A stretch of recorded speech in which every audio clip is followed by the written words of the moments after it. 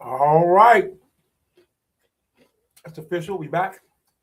And let's go through it. Okay.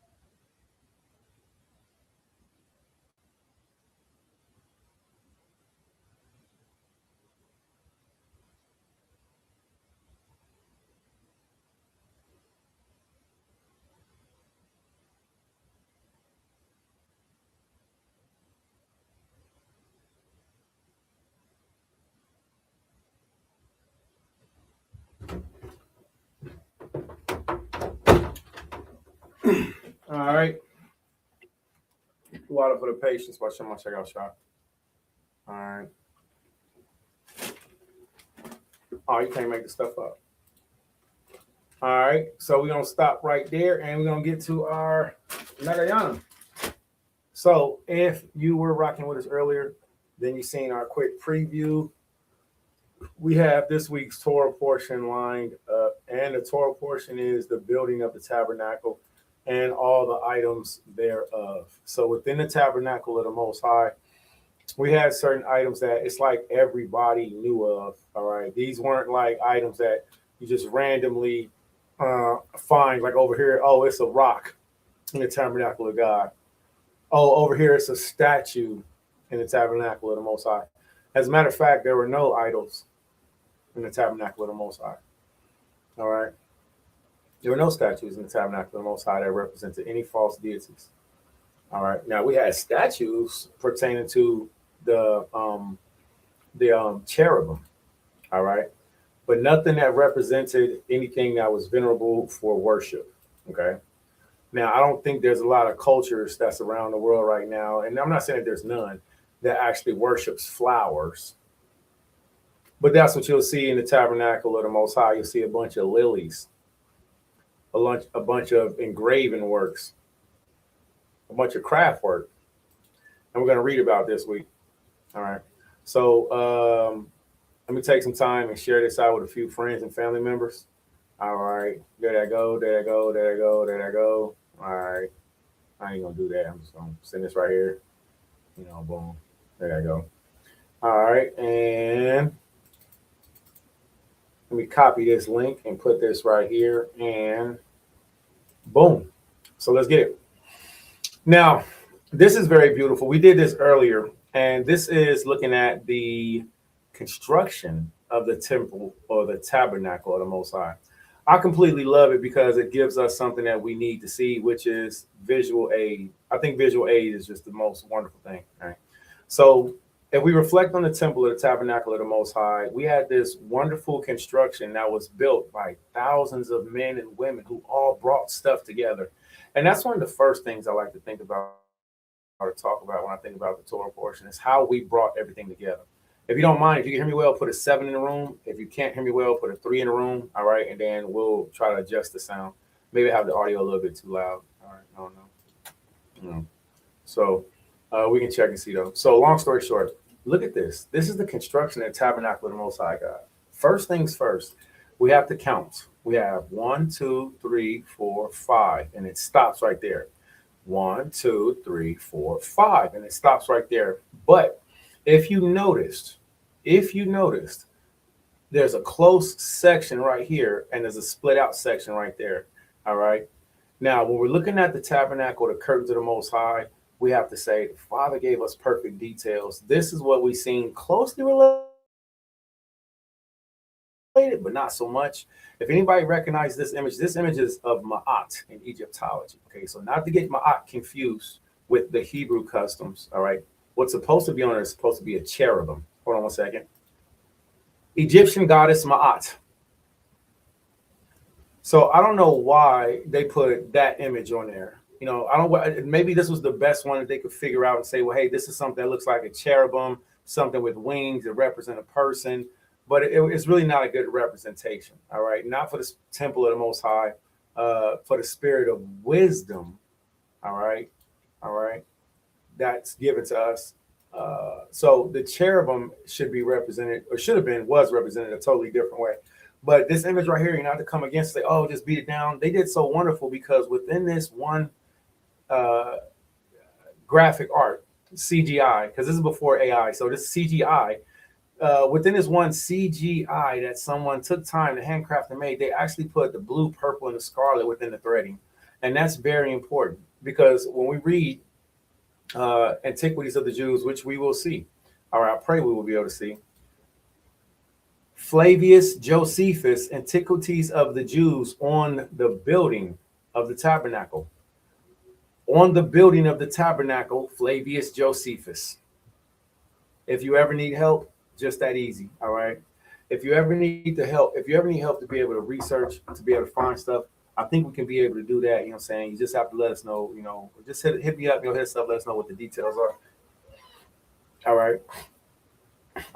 We're going to go this week to Antiquities of the Jews, book number 3. That's what we're going to research. As we're researching, like yesterday when we read the Torah portion, which was so funny, man, I read the wrong Torah portion. You know, and I'm glad, you know, I got a text message, but when I got the text message, it was too late, but it also showed me how many people really don't pay attention.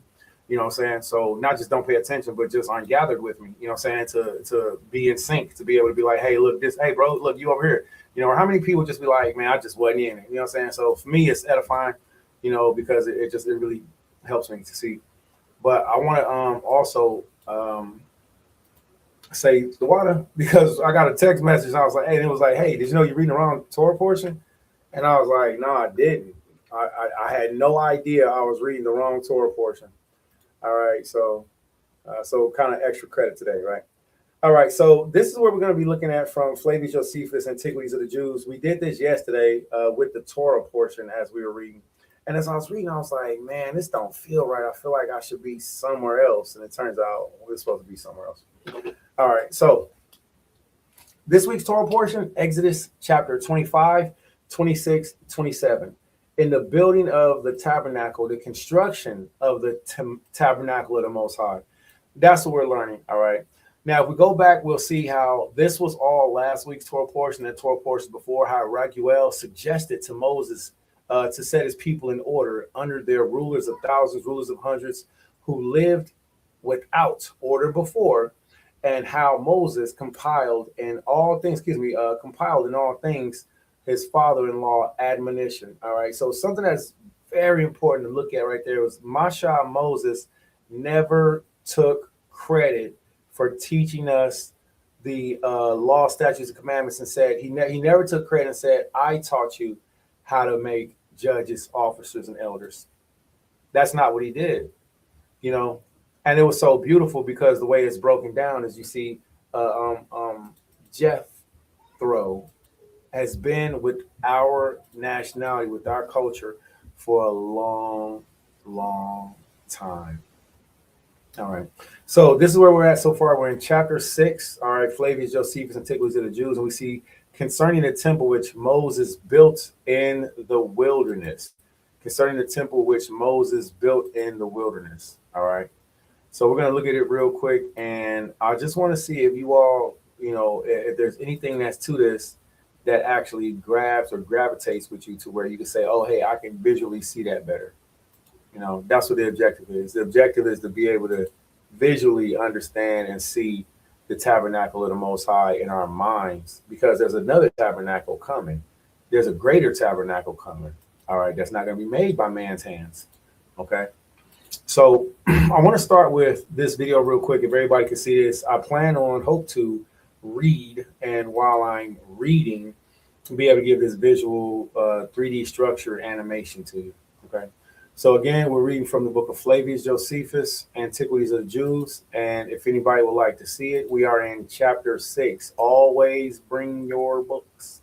Never know what's going to happen. All right. So always bring your support. Always have your books. All right. I say, if you want to hide anything from a person, hide it in the book. Right. And I have a passion for, it's like holding hands. Like when you read books together, it's like holding hands. Like when you're little kids and you're in school, you're in class, you're learning. It's nice to learn things together. All right. So let's go ahead and pull this up. All right. Put a 7 in the room if you can hear me. Okay. All right. We're gonna turn the music down just a little bit. All right. I'll turn down just a little bit. Very beautiful rhythms. This is the sounds of Kevin Yazzie. All right.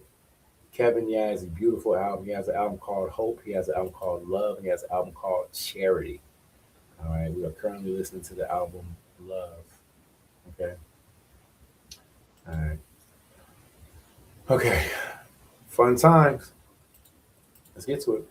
So this week's Torah portion, we are at Flavius Josephus, Antiquities of the Jews. We're going to start our visual right here at the construction of the tabernacle, 3D renderation. Look at that. Ooh, look at how this goes together. It's really cool. So if you have Legos, this will be a perfect time for you to play with Legos. This will be a perfect time for children to use Legos and to build their own tabernacle. Maybe you got some curtains, some sheets laying around the house. Maybe we can do this. I seen my elders, Quan cut out his tabernacle that he made, his model that he made. It was beautiful. He made it by hand. He showed it to me. It was beautiful. So within the tabernacle of the Most High, it's very important to teach our children 3 very important colors: blue, purple, scarlet, blue, purple, scarlet, red, purple, blue. Say it however you choose to. Azul. I don't know how to say purple and rojo in Espanol, but azul, rojo. And I don't know how to say purple just yet. I think I forgot. But when we're looking at the tabernacle of the Most High, we have these 5 very specific, beautiful curtains that are gathered together. Israelites are a drapery nation. Whenever we had these I say drapery nation because we dress in drapery, we dress in curtains, we dress in garments. We are covered up nation. So our houses, our tents, everything like the such. With this, we had a connection. All right. 5 specific curtains on one side, 5 curtains on the other side, immensely long. And each one were to be connected with loops. Why? Because the loops help to connect one curtain to the other. The representation of this is so physically helpful that when you read it with the word, it actually helps bring it to life. So let's get started on that. All right. No more further ado. All right. We're going to scoot this back. We're going to start it up from right there. And Flavius Josephus, Antiquities of the Jews. We're in book number 3, chapter 6. I apologize. Book number 2, chapter 6. Okay. Flavius Josephus, Antiquities of the Jews, book number 2, chapter 6. Hereupon the Israelites rejoiced at they had seen and heard from their conductor, and were not wanting in diligence according to their ability, for they brought silver and gold and brass and the best sorts of wood, and such as would not at all decay by putrefaction. Putrefaction. Let's talk about putrefaction. Putrefaction is rot. All right. So we made sure the wood that we brought was wood that would, you get it? Wood, W-O-D, that W-O-U-L-D, right? Would not rot. Okay, so the wood that we brought was wood that would not rot. Okay, it was not susceptible to putrefaction. It wasn't wood that would easily decay and just break down as soon as you put a layer of gold upon it. All right. So the wood that was used, we're going to read more details. All right. So everything that the Most High did, he did very intentionally for his items to stay intact. Because remember what Masha did was he made a model of everything that he's seen in heaven. Okay. Everything that he's seen by Hashemayim in the heavens. All right. Gold and silver and brass and the best sorts of wood, and such as would not decay by putrefaction. Camel's hair also, and sheepskins. These are two animals that are very good at being outside all the time and not being affected by the weather. Camel through the desert, the heat, through the cold. The Most High made these animals weatherproof. Some of them dyed of blue color and some of them of scarlet. Some brought the flower for the purple color and others for white, with wool dyed by the flowers aforementioned, and fine linen and precious stones, which those that costly ornaments set in ouches of gold, they were so brought in great quantity, also of spices. For these materials did Moses build the tabernacle, which did not at all differ from a movable ambulatory temple. This means that the temple of the Most High could be broken down and put back together like Lego blocks, right? It could be broken down and put back together perfectly. And that's what we did, and we carried it with us. Now, when these things were brought together, all with great diligence, for everyone was ambitious to work with the other, even beyond their ability. He set architects over their works, and there by command of Yahweh. Now, here goes something else that stands out. Ambitious to work together, happy to work together, further going past our extent to work together. Where are you at in your works? Some people put in very, very good works, and you got to be one of those who put in good works. So do good and help to not only clean up, but to bring things together so that everybody else can be better benefited. That's what Yahweh told us to do. So when it was time for us to make the temple and the tabernacle, nobody had problems with sharing, with bringing everything together, because it wasn't for one person, it was for everybody. And the person that was greedy, they stuck out like a sore thumb. It's like, ugh. All right. Now, their names, which were the great architects, see? So when you're looking at even the Masonic order, architects over the work, the great architects, in the Masonic organization, Yahweh, the great G that's in the sky, is the absolute architect. Now, other architects were given to us. We are a nation of architecturally industrious people. Okay. But let's look at two of them, right? So two of them works in architecture by commandment of God, and indeed the very same which people themselves would have chosen and had elected to have followed them. Now their names were set down in the writings of the sacred book. These were Bezaleel, the son of Uri of the tribe of Yehoiada, grandson of Miriam, sister of their conductor, and Aholiab, the son of Ishmach of the tribe of Dan. Why is this very important? This is very important to know because if you are from the tribe of Yehoiada, if you are from the tribe of Judah, it's very important to know that you had your direct hand in building. Your DNA is embedded in building the tabernacle of God along with the menorah thereof. Stop right here. This image is very important because I want everybody to see this. When we read about the boards and its tenons in the Bible, it's literally describing Legos. These are tenons. They click into each other. You see how they click down into the ground? They're sockets. They click down into the ground. The wood that's next to it slides, clicks into place. And then we have bars. You see these tenons that's down at the bottom? See, these boards help the tabernacle of the Most High to not move, to not be wavering. This is the exact principle of what we tell you Legos are today. Somebody just had a grand idea saying, well, I read that in the Bible, going to make toys out of it.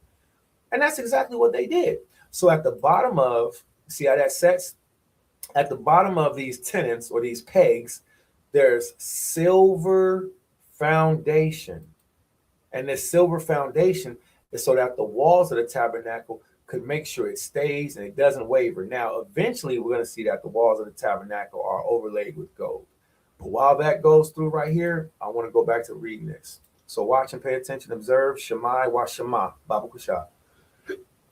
So, Bezaleel Batiza'Allah is the name of the Israelite Negro man, and Uri of the son of, Ishmach of the tribe of Dan.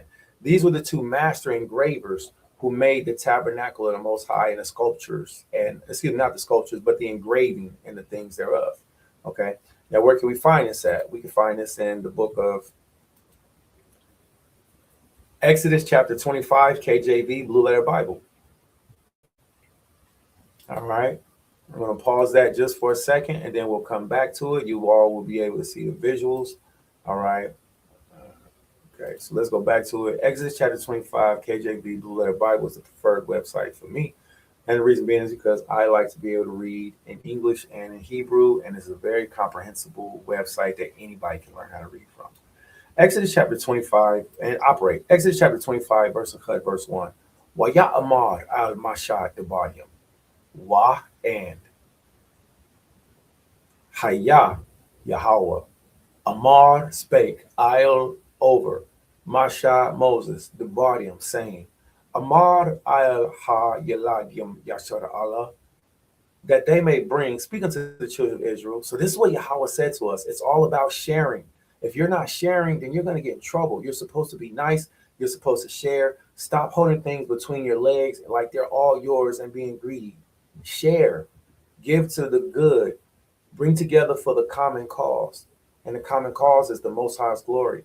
So in our nationality, we share. Speak unto the children of Israel that they bring me, Yahweh said, an offering of every man that giveth it. Look at this, willingly.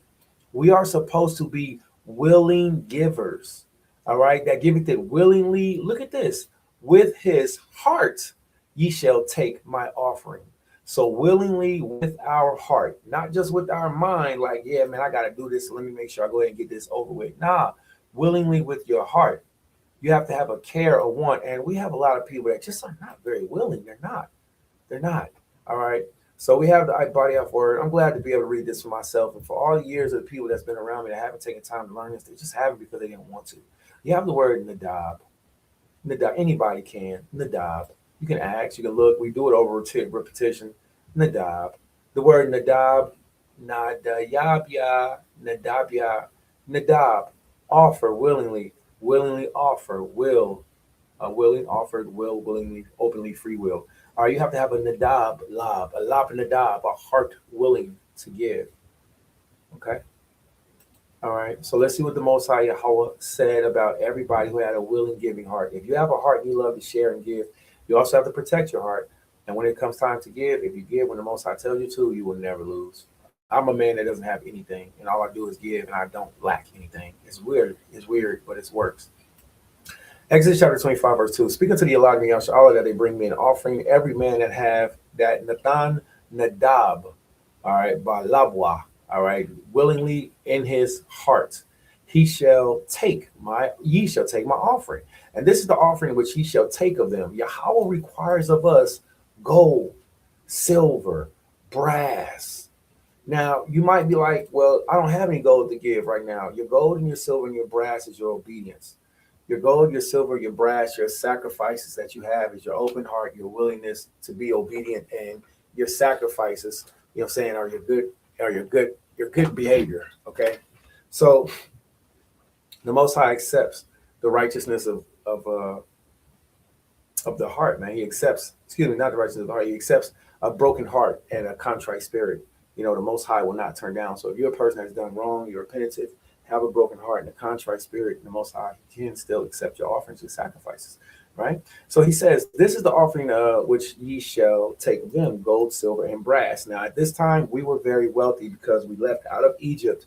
And when we left out of Egypt, the Gentiles that were in Egypt, along with the Gentiles that left with us in Egypt, they were flooding us with their gifts. They were like, oh, everything that I have is to give to you. Everything I have is to give away. So that's been a constant pattern of how they gave us garments, clothes, everything. Now, the things that we brought just like I do, I tithe. And I'm not saying that to glorify, I'm just not actually get back into tithing. And if I get $20, I put $2 to the side in a separate account.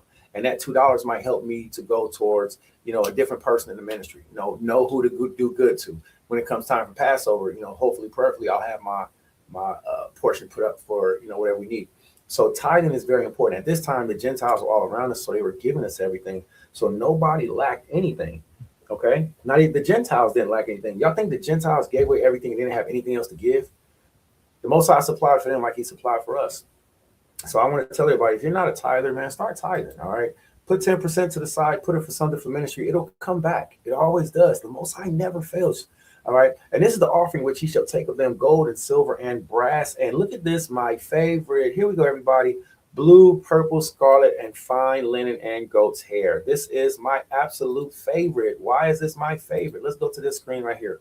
This image is a whole bunch of images of the Egyptian goddess Ma'at. We've seen those images put up on something else, but let's do this. Blue, purple, scarlet.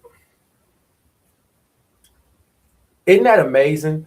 All you have to do is say these three holy colors, and people don't have it in our mind, our spirit enough, that these are the colors that are used all throughout the Bible. You just say the three holy colors, and what's going to pull up? Biblical reference.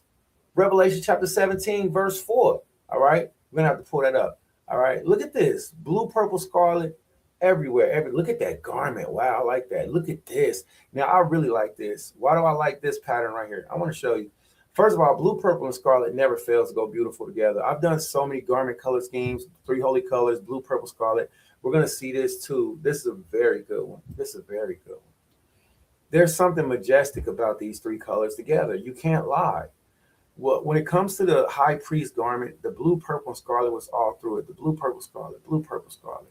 All right, all through it, all through it. Look at these fringes, blue, purple, scarlet. They're probably charging $80,000 for those. Look at this. Moreover, you shall make me a tabernacle with 10 curtains of fine woven linen and blue, purple, and scarlet thread, and with artistic designs of cherubim, ye shall weave them. That's Exodus chapter 26, verse 1. We're going to read that today. We're going to read that. We might just read it out of Josephus. I don't know. All right. Because I kind of want to read it twice. And we're on a short time frame, too. All right. So, but just to go over it again, that's the beauty of the color. And within the blue, purple, scarlet, it actually is the same color of the universe. It's the same color of the sky. The three holy colors, it fades into the same color of the sky. And I think that's just so beautiful because as we read it in Flavius Josephus, we'll see that. All right. So this tabernacle right here. And again, I think visuals are very helpful. I like visuals. All right. So let's go to this real quick.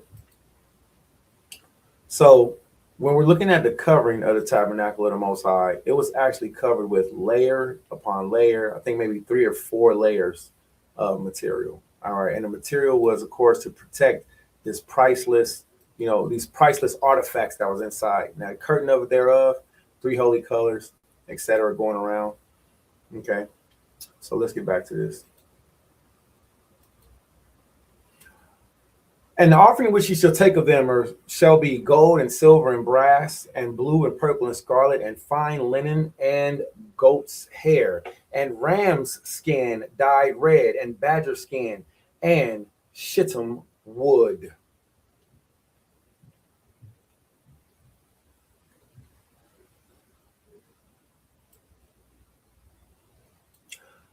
Oil for the light, spices for the anointing oil, and sweet incense, onyx stones, and stones to be set in the ephod and in the breastplate. And let them make me a sanctuary, that I may dwell among them, according to all that I show thee, after the pattern of the tabernacle and the pattern of the instruments thereof.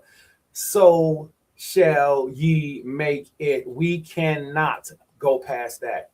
It's impossible for me to go past that verse right there. Because the Most High said something that just blew my mind. Everything he says is so amazing. First of all, the oil for the light. All right. I keep olive oil in my house fanatically. I keep olive oil. I use olive oil. Hey, something wrong? Olive oil. You constipated? Drink some olive oil. Your hair dry? Put olive oil in your hair. I got olive oil, Al Kwame Asharala. All right. Can't help it. You add oil with spices, you get sweet fragrance. Okay. I got some spices I want to share. I got some oils and some spices I want to share, actually. Which I believe I'm gonna do that later. But What else do we have? We have oil. Let's look, anointing oil for the sweet incense. So obviously we were in the art of apothecary. Why? Because you would take sweet incense, mix them down with oil and spices, and that's how you would get your. So apothecary is always there. Apothecary has always been there. That's how we mix up our things, right? Onyx stones, and the stones be set in the ephod. I actually have me some stones here. You have some Yasha'alim who don't agree with having stones, breastplate stones, crystals, or the such. I think we should. You can. It's not mandatory. It's not mandatory or mandated, but it's not unlawful to have stones or crystals. And have a knowledge of their properties. That's not unlawful. Okay. So if anybody has a problem with that, then I would love to go read some books with them. Hey man, you got a problem? Let's go read some books together. All right, see what it says. So if you have onyx, if you have crystal, if you have quartz, if you have these different stones, saying, don't let nobody discourage you. I was called a warlock in Israel because I studied the constellations. I love it. I was called a warlock, man, in Israel, because I study the constellations, because I like to study things that other people don't. I like to study crystals and find out why did the Most High have 12 huge stones, 13, 14 on his high priests with a 3-layer crown that had a plant going around it. I like to know these things. Some people only go to the level of their imagination. I think it's just so much more, So let's go ahead and read on, because there's so much more to read. So let's go ahead and read on. All right, so Flavius Josephus is precept with this week's Torah portion, which is Exodus chapter 25, and we're at verse 7. Exodus 25, verse 7, onyx stones and stones to be set in the ephod, in the breastplate, and let them make me a sanctuary that I may dwell among them. Drop the curtain. You can't make this stuff up. That was just at the perfect time frame. I didn't do that. It was Yahweh. I was reading from a different screen, and it just, boom, said it at the right time, right on time. So cool, so cool. So the Most High said, and let them do what? The Most High said, and let them make a sanctuary that I may, right here. This is where we're reading from. I know that you're visually listening. But Scripture also says, prove all things. So I want to be able to show you. So here's where we are. And let them make me a sanctuary that I may dwell among them. This is why the temple of the Most High, the tabernacle of the Most High is so important. This is why we have to know about things like incense, frankincense, and myrrh. We have to know about curtains. We have to know about gold, silver. We have to know about the menorah. We have to know about the brazen. We have to know about unleavened bread. Don't y'all know y'all going to have to train your children coming up soon to not want to eat sandwiches and bread and except because you've been feeding your children bread all year. Well, grateful. I don't have the best diet in the world. I just don't. But certain things I know how to watch out for. Like we don't eat a lot of sandwiches or bread, stuff like that. I got a little every now and then. I'm getting fat. I'm gonna tell y'all right now, I'm getting dummy fat, man. It's crazy. I am so fat right now. I'm so fat. I'm ashamed of myself. Like I'm embracing my fatness, but I'm ashamed. I have grown fat. I'm covered with thickness the most. So, but bread for me is a weakness, just like sugar is a weakness. I'm saying? These things affect my body. So I stay away from a lot of bread. So with us going into the Passover, we have the Feast of Unleavened Bread. So this is a perfect time to start teaching your children about the artifacts within the tabernacle, the Feast of Unleavened Bread, about these things as such, because we have to see them. All right, say the words to them. Say menorah. Ask your children, how do you say banana in Hebrew? Guess what? Do you know how to say banana in Hebrew? It's banana. Literally, in Hebrew, banana is banana, because we've been calling Hebrew this whole time. Absolutely phenomenal. So the Most High says, he says what? He says, let them make me a sanctuary that I may dwell with them. The next beautiful part, Exodus chapter 25, verse 9, according to all that I show thee after the pattern of the tabernacle and the pattern of the instructions thereof. Let me read that again. According to all that I show thee after the pattern of the tabernacle and the pattern of all the instruments thereof. So shall you make it. The reason why I want to read that again is because the tabernacle that we have here, that the Most High made for us on earth, the same tabernacle that Esau came and ransacked and destroyed, during the siege of Jerusalem and other nations, including the Persians. But wait, it gets worse. It wasn't just Gentiles that ransacked the temple of the Most High. It was Israelites that ransacked the temple of the Most High.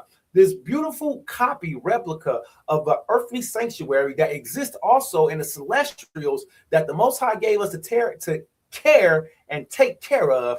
You had physical Israelites not only steal from, deconstruct, commit abominations in, and also submit to the Most High. Submit the Most High's temple to other gods. That's what I meant to say. Submit the Most High's temple to other false deities, such as King Ahaz. So whenever we're looking at a lot of the instances of whatever's happened to the temple of the Most High, the Father, he gave us a beautiful representation. And this beautiful representation was meant to be revered. And it was for a bit. It was for a while, for a long time. And then over time, it became known as base. How? Because the children of Israel, we messed up first. It's always something to keep in mind. Hard pill to swallow. All right. A big glass of liquor to consume. All right. We messed up first. Always something to take into extreme consideration. So let's get back into this real quick. All right. So let's read on. We are at Exodus chapter 25, verse 9. According to all that I show thee after the pattern of the tabernacle that's on earth is a copy of the tabernacle that's in heaven, and the pattern of all the instruments thereof, even so shall ye make it. And they shall make a what? An ark of shittim wood. Let's look at that. They shall make an ark of shittim wood. 2 cubits and a half shall be the length thereof, and 2 cubits and the breadth and a half the breadth thereof, and a cubit and a half the height thereof. Okay. So I don't know if you all are familiar with this, but the concept of a cubit, etc., the principle is basically from your elbow to your fingertips. It's like, that's just a natural man's cubit. Now you have 2 cubits. You have the Hebrew cubit that Masha taught us, and then you have what's called the Egyptian rule. You have the Egyptian cubit. Here, let me pull that up for you real quick. All right, so here's a representation of the Ark of the Covenant. As you see, it was to be laid in with shittim wood, overlaid gold overlaid with, overlaid shittim wood with gold. Yeah, that's what we're trying to say. All right, so you have a huge wooden box. All right, the Ark of the Covenant, which housed what the Most High gave us signs, gave us wonders, such as Aaron's bud. Right? I should have said Aaron's rod budding. I should have said Aaron's bud. Aaron's rod budding. All right, think about that. You got a staff, just a regular dry staff, just a stick, and that's what I walk with. All right, every day. That's my Jones. And then I give it to Masha, my big brother Moses. And in the process of giving it to him, he locks it away. And then when I come back and check on it, it done grew flowers on top of it. But not only grew flowers, it done produced almond buds too. Yo, that's crazy. Here we are with a representation of the Ark of the Covenant real quick. All right, I want to share this and show this. It's not very long. We do not own the rights to these videos. We're only using it for educational purposes only. All right. So here is a representation of a cubit and a half and the breadth thereof, and a cubit and a half the height thereof. So it kind of give you like an idea, representation of how big the Ark of the Covenant was. It had feet that it sat on, and it had a top part, which is also known as the crown, going round about. Exodus chapter 25 and verse 10. Exodus chapter 25 and verse 10. Exodus chapter 25 and verse 10. And thou shalt overlay it with pure gold, within and without shalt thou overlay it, and shalt make upon it a crown of gold round about. And thou shalt cast 4 rings of gold for it, and put them in the 4 corners thereof, and 2 rings shall be on one side, and 2 rings on the other side of it. And thou shalt make staves or staffs of shittim wood, and overlay them with gold. And thou shalt put the staves into the rings by the side of the ark, that the ark may be borne with them, and the staves shall be in the rings of the ark. They shall not be taken from it. The staves shall not be taken from it. You can't make this stuff up. Hallelujah. All right. So as we were reading it, we were physically in the same place. All right. That's crazy. They shall not be taken from it. Verse 16. And thou shalt put into the ark of the testimony, which I shall give thee, and thou shalt make a mercy seat of pure gold. 2 cubits and a half shall be the length thereof, and a cubit and a half the breadth thereof. And thou shalt make 2 cherubims of gold of beaten work, shalt thou make them in the ends of the two ends of the mercy seat. Now, why is that important? These 2 cherubims are to be representatives of the celestial angels that are with the Most High. Now, there are different classes, there are different levels and layers of angels and responsibilities. Cherubims have an office and a responsibility of their own. Okay, it's very fun. Now, I do this, and I think it's fun for me to do. Flavius Josephus, Antiquities of the Jews, on the Ark of the Covenant. If you look up the Ark of the Covenant, Flavius Josephus, Ark of the Covenant, Flavius Josephus, Ark of the Covenant, Flavius Josephus, you will get so much information that will pop up, and it will give you details on how beautiful this thing was and how it was removed and how the Most High's power came from the Ark of the Covenant. See, you got to think of it like this. The Ark of the Covenant was the throne of Yahushua. This was Yahushua's throne. This was his seat. Whenever the Yahushua, which was also known as Oth in the Old Testament, whenever he appeared in the tabernacle. He will appear over the mercy seat. All right. This thing was a huge, like, some people think it was a nuclear reactor, a radiation weapon, because whenever it went to the land of the Canaanites, they died of boils and rats and all that stuff. But that's speculation. The Most High killed these people for having something he told them not to have. Why you got my chair in your house? Why you got my throne in your house? Why you got my possession in your house? Why you got my children in your house? So the Most High, he made those people go through afflictions and oppressions for having his holy Ark of the Covenant. So again, looking at the cherubim, we'll look at details on that. But it is not widely accepted that they were people with wings. Okay, it's not widely accepted that they were people with wings. So inside the Ark of the Covenant, we had a few important items. Aaron's bow. Now this is cool and it's cute. It's like a little stick, it's a little branch. But remember, the Ark of the Covenant was long. So if it's from elbow to fingertip, right? From elbow to fingertip, that twice and another half, that's long enough for a staff. That's long enough for a staff, not a twig. That's long enough for a man's walking staff, which we call M-A-Q-A-L in Ibadioth, maqual. That's long enough for a maqual. Fingertip to elbow. Don't be like, oh, Isaiah, your arms are longer or bigger. No, it's a universal law. All right, let's look this up real quick. Egyptian royal cubit. Egyptian royal cubit was sacred unit of length measuring approximately 52.3 to 52.9 centimeters, 20.6 to 20.8 inches, right? So used in ancient Egyptian monumental construction like pyramids, standardized from the pharaoh's standardized from the pharaoh's forearm. All right, it comprised 7 palms, 28 digits, distinguishing it from the 6 palm common cubit. So I usually don't like to do the AI overview, but that was just really quick and helpful. Okay, so I do want to share this because when we're looking at the measurements of a cubit, you have 2 different types of cubit. You have the standard cubit and you have the royal cubit. Now, I believe that Moses would have used the royal cubit. And why do I believe that Moses would have used the royal cubit? Because he was a royal official. Moses wasn't a goofy. He wasn't a goofy. He wasn't somebody who didn't know things. Masha was a military tactician. He was a genius. All right. He was a martial artist. Okay. He knew agriculture. He knew how to disassemble militaries and animals. He grew up in Pharaoh's house.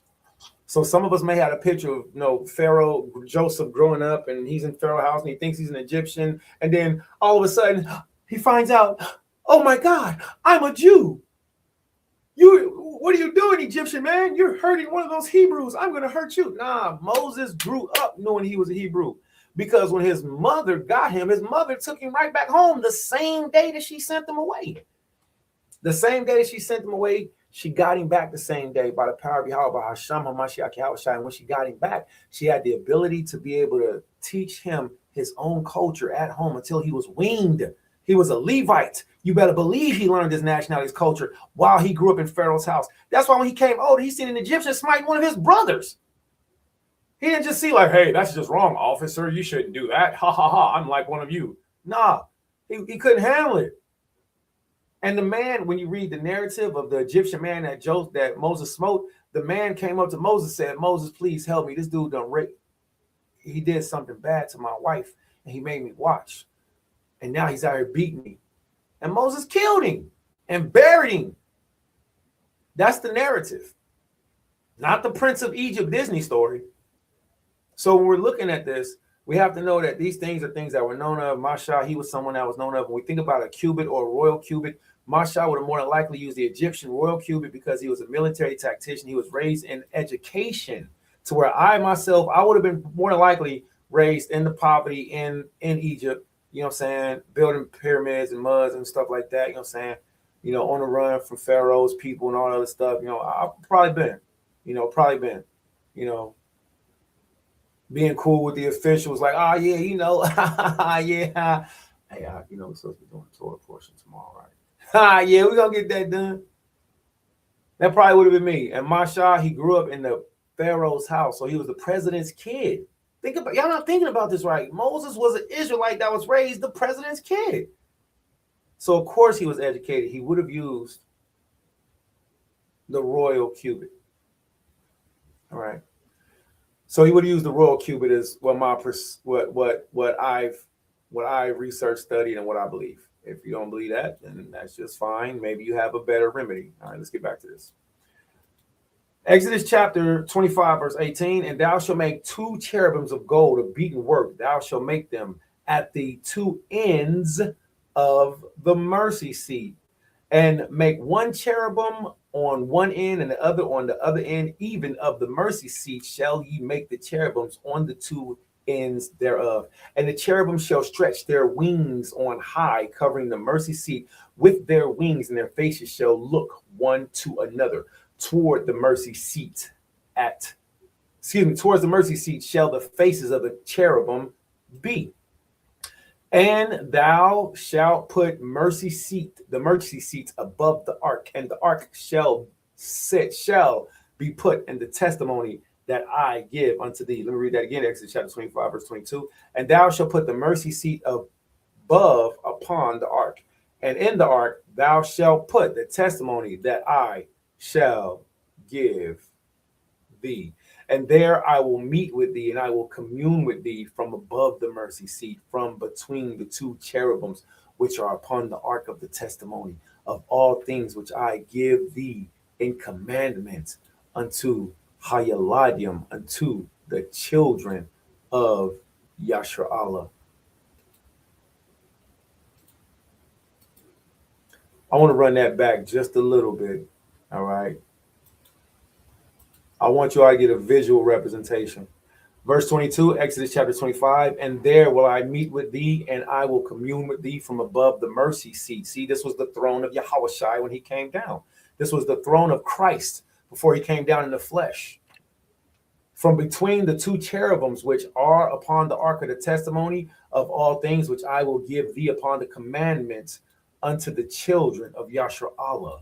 And thou shalt make a table of shittim wood. So now after we see the Ark of the Covenant is made, we see that the Most High tells us to make a table of shittim wood. 2 cubits shall be the length thereof, and a cubit and the breadth thereof, a cubit and a half, the height thereof. Please don't think that that's hard. It's not. That's very easy. What we're reading about is now the table of showbread, which is the table that the Most High made for us to be able to offer up his loaves, his holy cakes on, okay? And these 12 loaves represent the 12 months. We can look at that also. Exodus chapter 25 and verse 24. And thou shalt overlay it with pure gold, and make thereto a crown of gold round about, and shall make unto it a border and a hand breadth round about. And thou shalt make a golden crown unto the border round about. And thou shalt make for it 4 rings of gold, and put the rings in the 4 corners that are on the 4 feet thereof. Over against the border shall the rings be for places of the staves to bear the table. And thou shalt make the staves of shittim wood, and overlay them with gold, and the table, that the table may be borne with them. Verse 29. And thou shalt make the dishes thereof, and the spoons thereof, and the covers thereof, and the bowls thereof, to cover withal of pure gold. Thou shalt make them. And thou shalt set upon the table what? Showbread before me always. The concept is that the table is made so that the Most High can have the showbread placed on it. We're going to go into the menorah next. So far, we've read about 2, if not 3. Let's see. How many items did we read about just now? All right. Were you all paying attention? How many items or artifacts that the Most High's tabernacle did we read of? We read about the Ark of the Covenant. We read about the table of showbread. That's 2. All right. We read about, so let's go, offerings for the sanctuary. So from Genesis chapter 25, verse 1 through verse 9, these are what's commanded for us to do. All right. From your Bibles, from Exodus. I did that yesterday. Exodus, not Genesis. Exodus chapter 25, from verse 10 to verse 22, is specifically the Ark of the Covenant. Specifically the Ark of the Covenant. And this is why we give visual representations, so that we can see these things, because they do help us. If you can see the menorah in 3D representation while reading about it, it will help you. If you can read about the table of showbread, which is an architectural, feat, then it will help you. Let's get this real quick. I want to show y'all something. All right, so all of these things that you're seeing, you've already read about, you're familiar with them. Let's get this real quick. Encyclopedia Britannica edition, the first architecture, Ark of the Covenant. All right, so let's go to this page real quick. I like people to know things. So let's play around with a few things. You will see a few different images of the Ark of the Covenant. Now, this is just fire. All right, Encyclopedia Britannica is one of my favorite books outside of the Bible. All right, but as you go through it, you look for representation images of the Ark of the Covenant. You're going to see so many different shapes, but you're going to see not different shapes, so many different renditions, different styles, but you're going to see the same exact items. So they look a little bit different, but overall the same. Like the cherubim will definitely look different, because they couldn't give a physical description of what the cherubim looked like. So Joseph, look at this one. The cherubim is standing up on this one. They're standing up, bowing each other. On this one, they're on their knees. On this one, they have multiple wings, got 4 wings. Now, whenever I do research, I tend to like to go towards the images that look more Hebraic and sketches. Like this is great, but I like what's called plates. All right, plates aren't really sketches. They're copies. They're copies of engravings. See? So that's what I like to go for. So Britannica, I think I've seen one Ark of the Covenant where it had wheels on it. I'm like, why they got wheels on it? Why the Ark of the Covenant got wheels on it? I thought we were supposed to carry it. I thought the kahoni noni noni was supposed to carry it. I thought the kahanium. Let me be serious. I thought the kahanium was supposed to carry it, and they are. So again, I like to start off with images, and then of course, boom, we'll go to our research. Encyclopedia Britannica edition, the first, which is one of my favorite books. I like Encyclopedia Britannica edition, the first, but this is the one that we want. We don't want to go straight to this website, because some people might say, "Oh, I found it, Encyclopedia Britannica," and yes, you did find it. I'm going to right click and I'm going to put that over there, but I'm not going to use that. We're going to go down right here. You see this one? This says Internet Archive 1771 edition. I have this book somewhere. Right there. Wadi Howell, right there. I own this book right there. And I encourage everybody to get this book, whether you want to get it on a Kindle, whether you want to get it on a tablet, whether you want to get it on, whatever. Get this apart. Get this book, Encyclopedia Britannica edition, the first, on arts. This is what I go to whenever I'm studying not only astronomy, whenever I'm studying architecture. So that's pretty much how the first cover of my book looks too. That's pretty much exactly how it looks. So we're gonna go around to the sixth. All right, I'm gonna go around to the anatomy.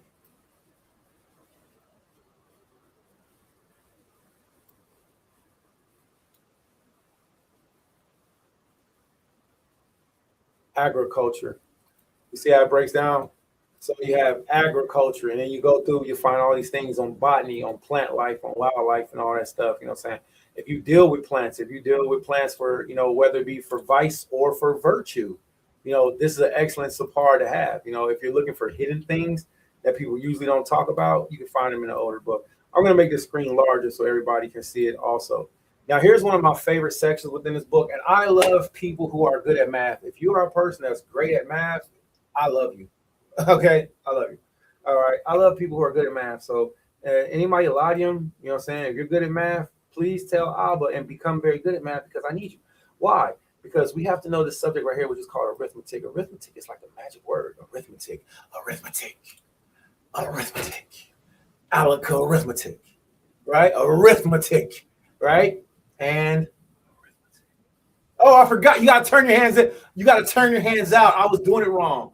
I left you like this, but y'all have to turn out. So it's arithmetic.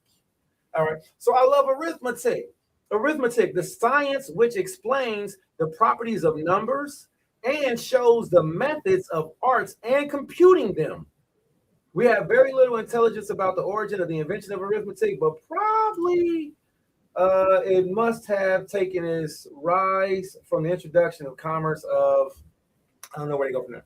But they break down specifically what arithmetic is, and in this specific subject, you can learn everything from, the beginning, the counting process of arithmetic, how to do. Teachers should, especially be a mathematical teacher. I found in this book how to do how to calculate the birth of Christ. Like in this book right here, it has the calculation of Yahushai's birthday, and then it actually challenges you to go and do it. I'm so serious. I got the book right behind me, and I was like, "Yo!" And I've been trying to find people that's really good at math or that would actually look at it with me, so I can show them. Now, this book might look like a lot of science, just wookie wookie woo, what it might be, but it's so much more to it. Why? Because arithmetic is more than just one subject. Arithmetic isn't just numbers. Arithmetic is also science. It's also unexpectedly, it's also music. Arithmetic is also music. See? If you want to know the constellations, guess what, baby? You better study arithmetic.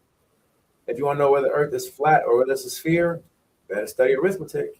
All right. This book is phenomenal because we can find images like this. This is called a plate. Okay, floating on the waters of the deluge. All right. That you see this plate. This is plate 38, 10, 20, 30. Right, and then V is 5, 6, 7, 8. So plate 38. A plate is actually a bronze sculpture or inscribing. And what they do is they will put something over it, and then they will copy it from that plate. All right. So here's an image of the plate of the Ark of the Covenant. We see a few things here. If you're good, if you read the Torah, you should be able to point out what you see before you. You should be able to see this should be Aaron's rod budding. You should be able to see the two staves that's on both sides of the ark. You should be able to see that there's a crown that goes around the ark. You should be able to see that there are two cherubims on top of the ark with their faces facing each other. And then you should also be able to see the vessel of manna that Masha was commanded to put in there. Now, something else that should be up here, there's something missing. Do y'all know what's missing up here? It's the Ten Commandments. The Ten Commandments is missing from up there. The Ten Commandments is missing from up there. Isn't that something? So let's pull down to this real quick. All right. Let's look for.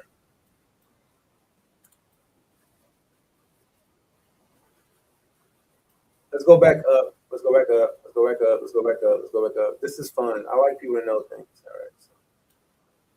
So, here we go.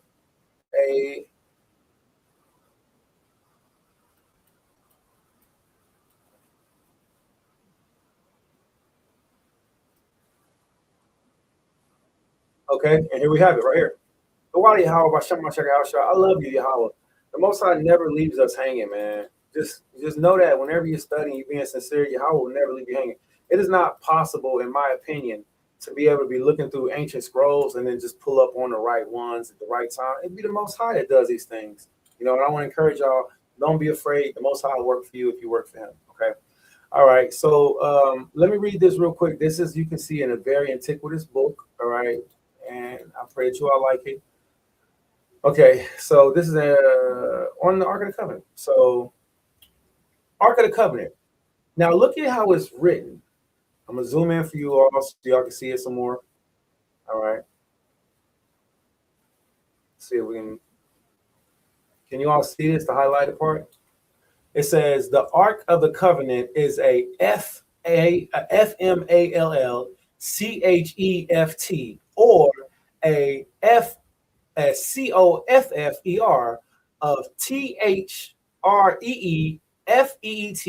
9 inches in length and 2 feet and 3 inches in breadth. Now, the reason why I spelled that is because the way it's written. As you can see, this is an antiquitous book. This is an older book. So the F's and the S's are in different places because of, the growth of language. So it reads, the Ark of the Covenant is it says FMALL, but it actually small. Why did it go from small? That is a small. That's a small. That's small. That's so small. What? I said it's small. You said it's what? It's small.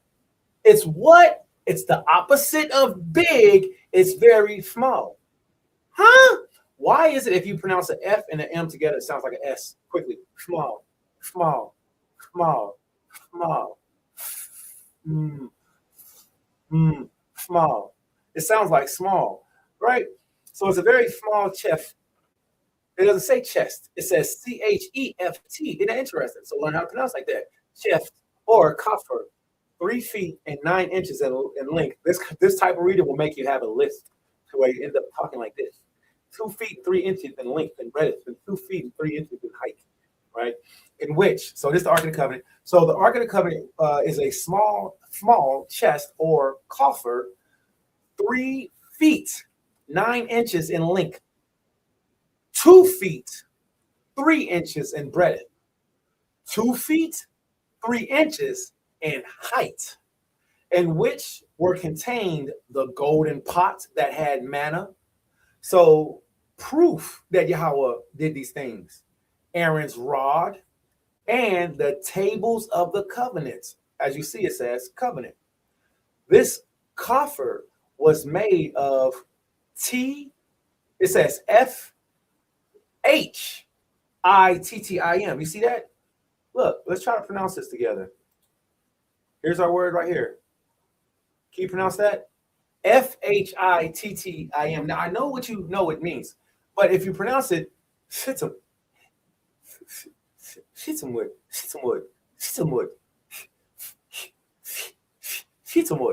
It was made of shittim wood.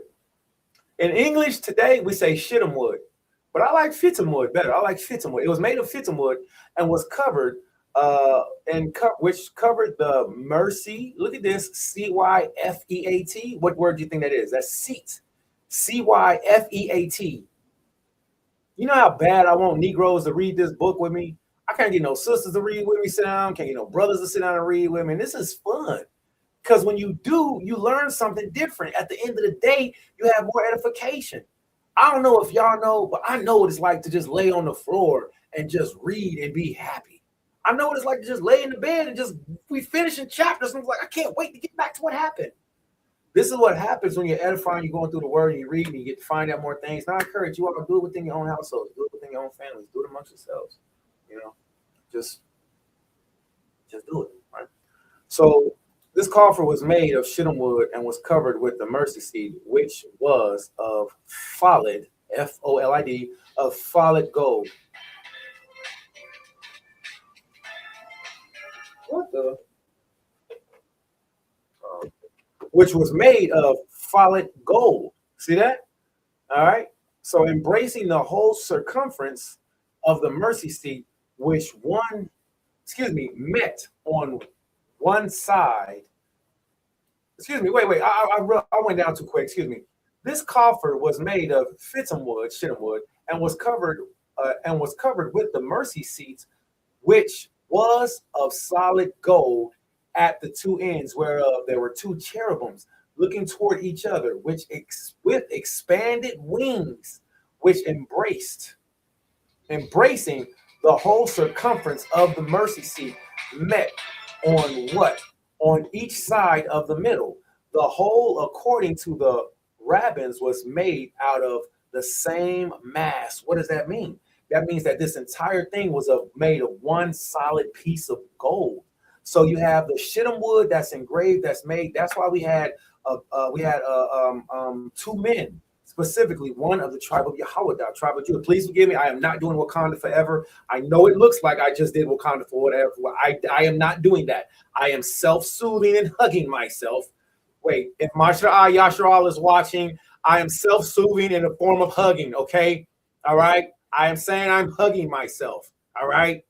Goodness gracious. So I'm not doing I'm hugging myself. So with that being said, the same mass, the same one solid piece. You had two men. One was a Holiab, and the other one was Batiza'Allah. Batiza'Allah. Who was Batiza'Allah? Batiza'Allah was the Negro that made a menorah that was over 6 feet tall. I'm 6'1", I think. You know what I'm saying? I think I'm 6'1". But to imagine a menorah, it might even been 7 foot. I think I remember seeing 7 feet. You know what I'm saying? But to imagine seeing a menorah that had spinning mechanisms,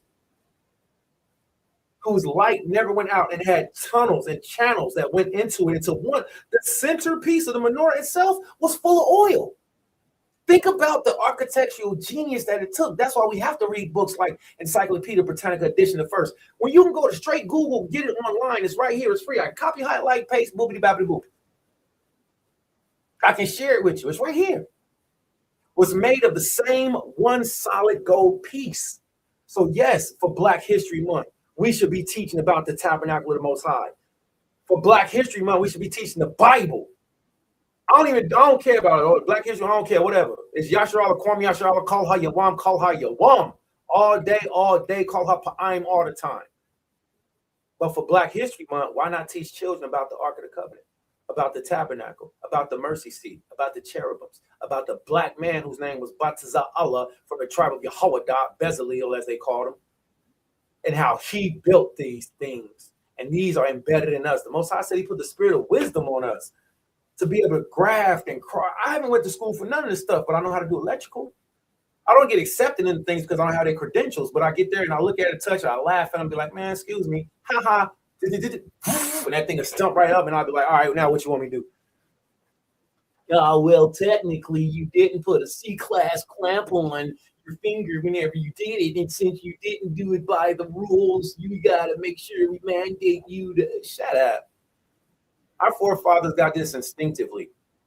The whole, according to the rabbins, was made from the same mass without joining any parts by solder, or by means joining it. So if it's an F, remember it's an S sound. Here's what that,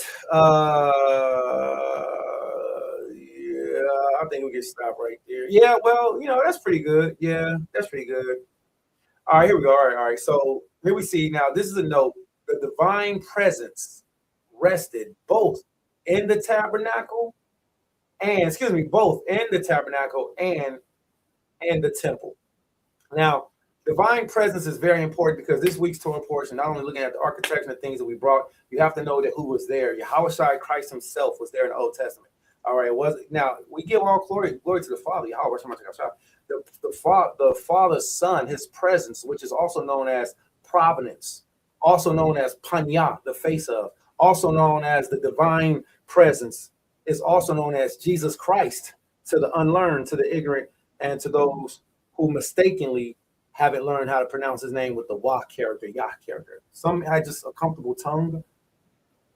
But this same Yahweh Shai, this same Jesus that the world accidentally calls him, is the same divine providence that was dealing with Moses and us in the Old Testament. Think about that. Yahweh Shai was here from eternity, came down, dealt with the children of Israel. The Most High said, I will send my angel with thee. Whenever the Ark of the Covenant lifted up and went off to war, everything was terrified. Don't y'all know the Ark of the Covenant used to move by itself? The Ark of the Covenant would travel by itself. That thing was crazy. Go forth. Go forth and destroy your enemies, Moses would say to the Ark of the Covenant. Masha would say that. Go forth. Come back and rest unto thy people, and let thy rest be amongst thy people. Man. Hey, let's get the Bible real quick. Let's get Numbers, man. I love this word, man. Throughout for all the ministers, man. It feels so good to be able to minister right now. Hallelujah. Throughout for everybody that's participated.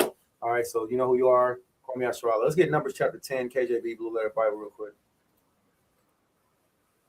Numbers chapter 10, KJV, Blue Letter Bible. We're gonna, if you look in, if you want to see for yourself, we're going to get verse 35. Numbers chapter 10, verse 35. Numbers chapter 10 specifically. All right, let's zoom this in. All right. And I have a special gift. I'm gonna start doing giveaways.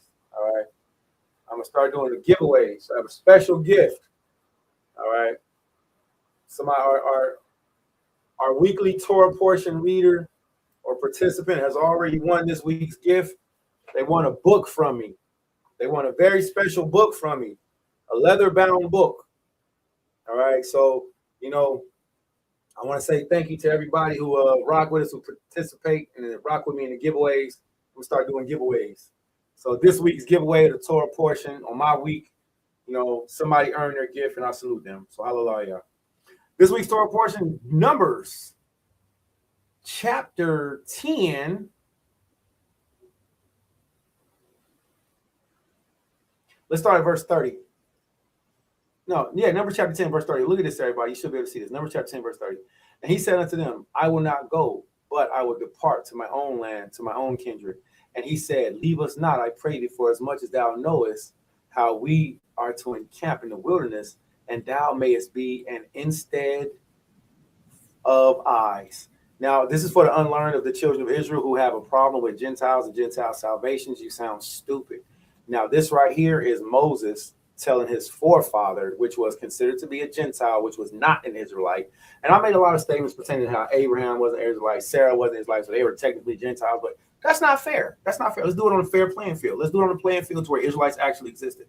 So during this time frame, the nation of Yasharallah, we were a populous people, and we had a government that was given to us, and this government was given to us by Yahweh Hashem HaMashiach Yahushai. And at the top of that government, he put a man from the tribe of Laoya in charge. And that man from Laoya did everything he did. He did great. He was a wonderful military tactician. But he had a father-in-law. And his father-in-law was there for him his whole life to watch and guard over him. His father-in-law was Jethro. If you go and read the Ananos, Jethro was there to help save Masha's life when Masha was a baby. Jethro was there, Book of Jasher specifically.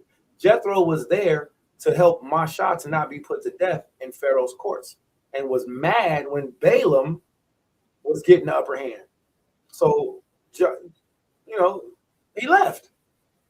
So, a process of Masha becomes his father-in-law. This man is a stone cold, no Abraham, Isaac, Jacob bloodline descent. He got Abraham, but he don't have Isaac and Jacob bloodline descendant because he was, you know, I believe he was from the priest of Midian, so he was a Midianite. So that means Genesis chapter 25, which we read yesterday. Genesis chapter 25 shows that even Jethro, the Midianite, was from Abraham's bloodline, but not an Israelite. He gave us our governmental laws. And Masha said, please don't leave us. I don't know what's wrong with some of you Jakes. However any of you Jakes get along. Once you see that all of Yasha'Allah bites, reviles, scratches, pokes, prods, bends their tongue backwards like an arrow to shoot at you, and you expect to not have no Goyim, no Gentile friends, good luck to you out there, Yasha'Allah. The Most High told me to make friends of those of Mammon, so therefore my righteousness fails me. Their Mammon will receive me into everlasting habitations. Kwame Yasha'Allah. So right here we have Numbers chapter 10, verse 30. This is what he was Masha, said unto him, I will not go. I will not go, but I will depart to my own land. This is Jethro. Jethro, I will not go, but I will depart to my own land, to my own kindred.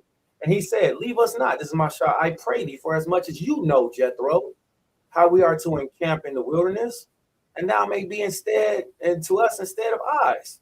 And it shall be, if thou will not go with us, yea, it will be. Let me read that. And it shall be, if thou go with us, yea, it shall be that what goodness Yahweh shall do unto us, the same will we do unto thee. This is how you niggas are supposed to be with other Gentiles. But you faulty in your heads. Your teachers taught you wrong. Guess what? The season's changing. The winter's breaking. There's been Gentiles that's been watching, that's been waking up, that knows the Bible a lot better than you, Yashar. Hate it or love it. The reality of it is the Most High's will be done. Masha told this Gentile man who gave him good instruction. Masha was meek. He was humble. Masha took his instruction and said, hey, don't go. Rock with us. Stay with me. You have our back. You can watch. You know the Most High got us going here. Rock with us. And then whatever good the Most High do to us, we'll do that same good to you. That's how we're supposed to be.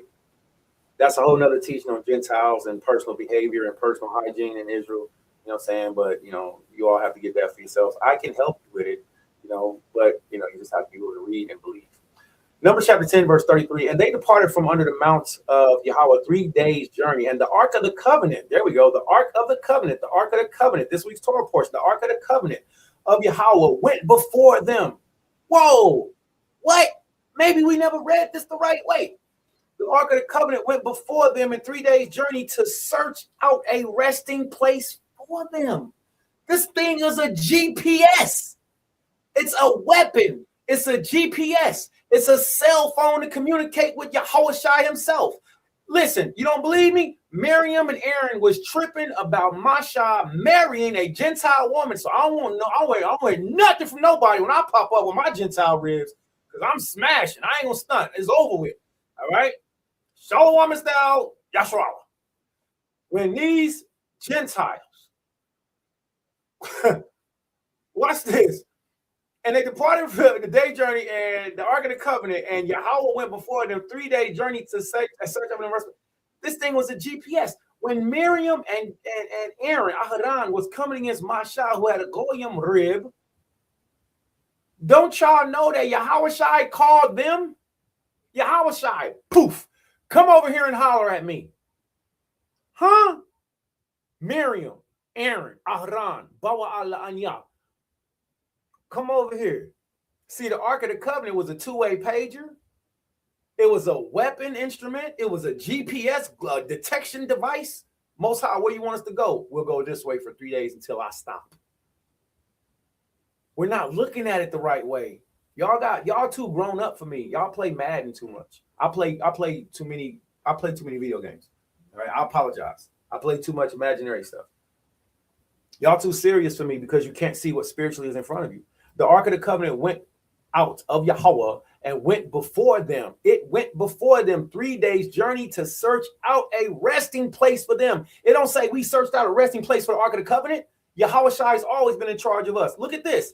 And the cloud of Yahweh was upon them by day when they went out of the camp, which I believe that the cloud of Yahweh was a huge chariot that produced a shade over us. I believe that the cloud was a cloud, but it was a UFO chariot. We knew what it was because it says cloud right here in Hebrew. I believe that was a nimbus. It was the actual vehicle of the Most High. That's my personal thoughts. You can contest it with me if you want. And it came to pass when the people set forth. Is that what it says? No. And it came to pass when the ark set forward that Masha said what? Wait a minute. You mean to tell me call and response is everywhere in the Bible? It's everywhere. The Ark of the Covenant rise up to get ready to move. Masha says what? Rise up, Yahweh, and let thine enemies be scattered, and let them that hate thee flee from before thee. Maybe that's something we need to start saying. Maybe that's something I need to start saying. Rise up, Yahweh, and let your enemies be scattered, and let them that hate thee flee from before you. And when it rested, the Ark of the Covenant, not the nation, when it rested, he, Masha, Moses said, what? Return, O Yahweh, unto the many thousands of Israel. That's dope. I don't care who you are. That if you can see that, that's fire. So not only with the call and response part, but the part of the actual Ark of the Covenant,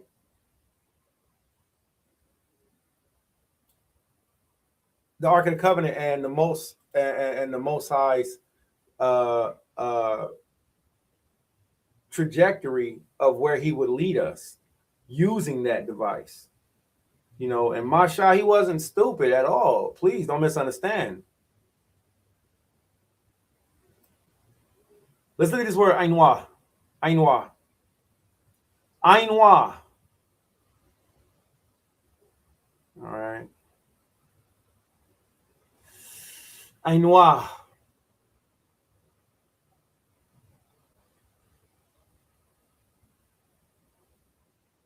I'm looking at it and I think I want to skip past it. Only reason is because I just see cloud there a lot. Ainwa, cloud. I just see the word cloud there a lot. I didn't see the word nimbus yet. So let's keep on. So this is it for the Torah portion for numbers. All right. Well, that was for numbers. Well, let's go back to the Torah portion as far as where we're actually reading from. Okay.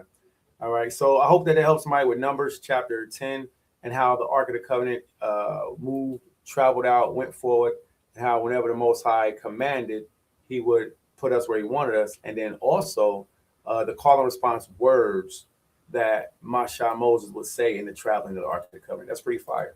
Let me copy and paste that and get that to y'all because you might want to say that to move some things out of your life yourself. All right, we need to move some stuff out of our lives, man. Let's call down the Most High, man.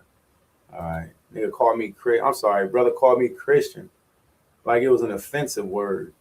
Hebrew brother called me Christian. You a Christian, brother? I said, duh. Of course I am. And then went through a whole bunch of scriptures on them talking about us being Christians. Shalom, Yahweh Shemar, Lataya, Barakaka, Yahweh, Bashem, Shalom. All right, so we're going to backspace this. We're going to put this in the box. I was about to say the weapon box. I'm ready to play the game. We're going to put this scripture in the weapon box for later. All right, so we're going to put this in the box for later so everybody can check it out. All right, let's cut this. All right.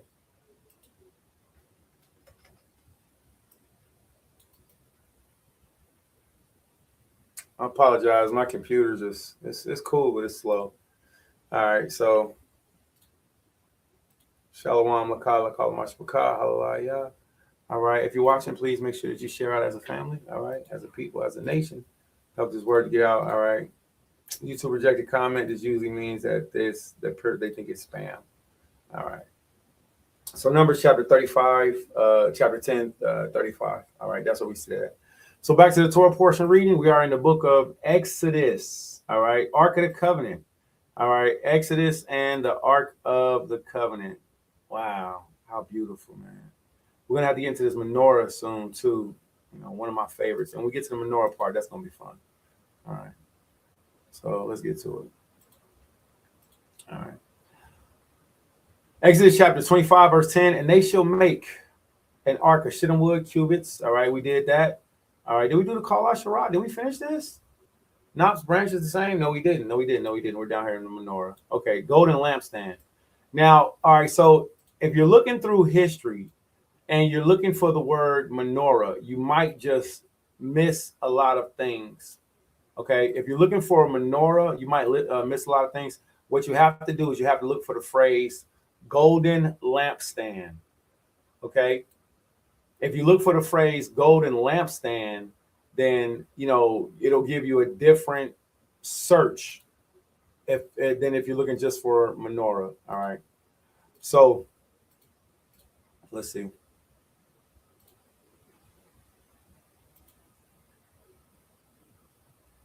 All right, I want to do a proper screen share so you all can see that. All right, so one of my favorites, man. Look at that, man. The menorah, man. What do you all know about the menorah? Type in here, what do you know about the menorah? Talk to me about the menorah. All right, don't catch me off guard. All right, have me up here. I just don't want to be saying things redundantly if you already know it. All right, so forgive me. I got a habit of repeating myself. Okay. So type in here, let me know, what do you know about the menorah? What do you know about the menorah? Anything. You can't type, try to speech text.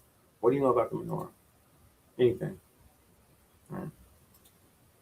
Let's get back to this real quick. So Exodus chapter 25, verse 31, and thou shalt make a candlestick of pure gold, of beaten work, shall the candlestick be made. His shaft and his branches, his bowls, his knops, and his flowers shall be the same. 6 branches shall come out of the sides of it, 3 branches on the candlestick out of one side, and 3 branches out of the candlestick of the other side. 3 bowls made like unto almonds with the knops and a flower in one branch. 3 bowls like almonds in other branch with knops and a flower. So in the 6 branches that come out of the candlestick, and this candlestick shall be 4, and in the candlestick shall be 4 bowls made like unto almonds with their knops and their flowers. And there shall be a knop under a branch of the same, and a knop under the 2 branches of the same, and the knot under the 2 branches of the same, according to the 6 branches that proceed out of the candlestick. All of you mathematicians should really be paying attention, because we're going to get into it. Their knops and their branches shall be of the same, and all it shall be one beaten work of pure gold. And thou shalt make the 7 lamps thereof, and they shall light the lamps thereof, that they might give lights over against it. And the tongs thereof and the snuff dishes thereof shall be of pure gold. So if you don't know about the tongs and the snuff dishes, the tongs and the snuff dishes are the actual instruments to whenever you have to cut or you have to put out or if you have to operate or move something. These are different furniture that's used in the workings of the menorah. And thou shalt make 7 lamps thereof, and they shall light the lamps thereof, that they might give light over against it. And the tongs thereof and the snuff dishes thereof shall be of pure gold. Of 1 talent of pure gold shall he make it with all the vessels. And look that thou make them even after their pattern, which was shown to thee in the mount. Repeat after me. Kal Shaddai, the body Yahweh, Na'isha, Wa Nashamai. All that Yahweh said, will we do and hear. All right. So if you agree that all that the Most High said, you will do and hear. If you agree with that, then it's good to give a confirmation that you understood and that you agree with what you read after the ordinance of the Most High. We always did that. There's nothing new under the sun. All that the Most High said, what we doing here. All right. I'm gonna close this page real quick, and I'm gonna leave that page open. Let's see. We're gonna get over here, and we're gonna do some reading. So now let's look at the Ark of the Covenant a little bit more. All right. Yeah. The Shabbat candlestick. The Shabbat candlestick, as Yashar calls it. Absolutely. And here goes something else about the menorah. It's a mystical thing. It's mystical. It's mystical. It's mythical. It's just so beautiful to not only recognize, but to see it lit. Not only to see the menorah lit, but to see it in action, and the spiritual ramifications behind it. You can feel it. Like the menorah is just ridiculously powerful. Just like the shofar. When you get the shofar, when you blow the shofar, there's a power behind it. You can feel that power. All right. It's beautiful, man. So let's get to this real quick. Let's get to this chapter. We are going to go to Flavius Josephus concerning the wife of wisdom, concerning his wisdom and his riches, concerning what he obtained of Hiram and the building of the temple. All right. So we should be over in this screen right now. Everybody should be able to see this. All right. So let's go to this screen. Now, this is where we're reading from. All right. Here's the funny part about it. This isn't hidden information. And it's not like I even went to school for this. Don't you know a lot of y'all got high school diplomas and y'all got degrees and y'all got, it's so many smart people or intelligent people that's out there. And I just wonder, man, like, why ain't y'all teaching me? Like, I'm a dunce. I'm a dunce. You got, I need y'all's help, man. So there's so much valuable information if you only just take time to look, man. If you take time to look and listen, you'll learn something else that will make it stand out for you more than it stood out for me. And then when you bring it back to other people, you know what I'm saying? Everybody grows off of it. It's just, you know, it's just beautiful. So, all right, let's get to this.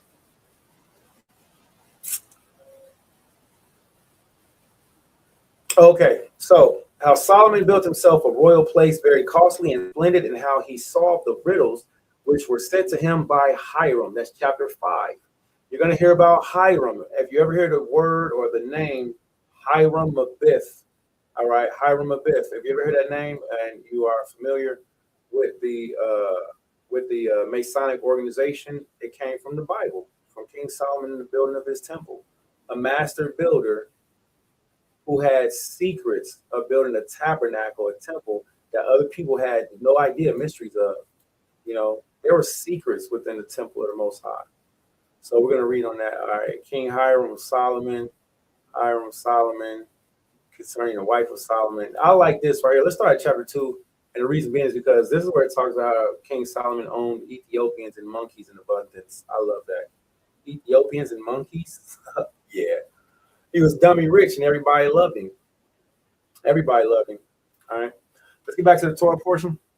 All right. Exodus chapter 26 and verse 1 and verse 1. Now we're going to get into the reading of the curtains. All right. The Most High said we should make curtains for the tabernacle. Okay. A lot of beautiful information to bring out. So let's get to it. So let's look at the curtains for the tabernacle of the Most High. Okay. And we're going to stop right here. This is Exodus chapter 26, verse 1. Moreover, thou shalt make the tabernacle with how many? 10 curtains of fine twine linen and blue and purple and scarlet. Do you see it? It's right here. It's everywhere. Blue, purple, scarlet. Now, I want you to go throughout the rest of your life, the rest of your days, looking for blue, purple, scarlet. Look for those colors everywhere you go. Everywhere you go, look for red, purple, blue, blue, purple, scarlet. Look for it everywhere you go, and you'll see it. With fine twine and blue and fine twine linen and blue and purple and scarlet, with cherubims of cunning work shalt thou make them. Now, these was curtains. And the length of one curtain shall be 8 and 20 cubits. So 28 cubits. That means this curtain was tall. This means that the temple of the Most High was tall. 28 cubits. And the breadth of one curtain, 4 cubits, for every one of the curtains shall have one measure. 5 curtains shall be coupled together, one to another, and other 5 curtains shall be coupled one to another. And thou shalt make loops and put loops of blue. You see that? So this border of blue, this fringes, these colors is everywhere. Blue upon the edge of one curtain, from the selvage in the coupling, and likewise shalt thou make in the uttermost of another curtain in the coupling of the second. 50 loops shalt thou make in one curtain. 50 loops shalt thou make in the edge of one curtain that is in the coupling of the second, and that the loops may take hold of one another. And thou shalt make 50 taches of gold. Now, these 50 taches, imagine if you had gold earrings and you put gold earrings inside of one shirt to connect to another shirt. You connect one shirt to another with another, with another, with another, with another, with another, with loops. So we had these gold earrings inside of purple taches, or an attachment, taches, to connect the curtains of the tabernacle. Exodus chapter 26, verse 7. And thou shalt make curtains of goat's hair to be a covering upon the tabernacle. 11 curtains shalt thou make. The length of one curtain shall be 30 cubits, the breadth of one curtain 4 cubits, and 11 curtains shall be all of one measure. Shall be all of one measure.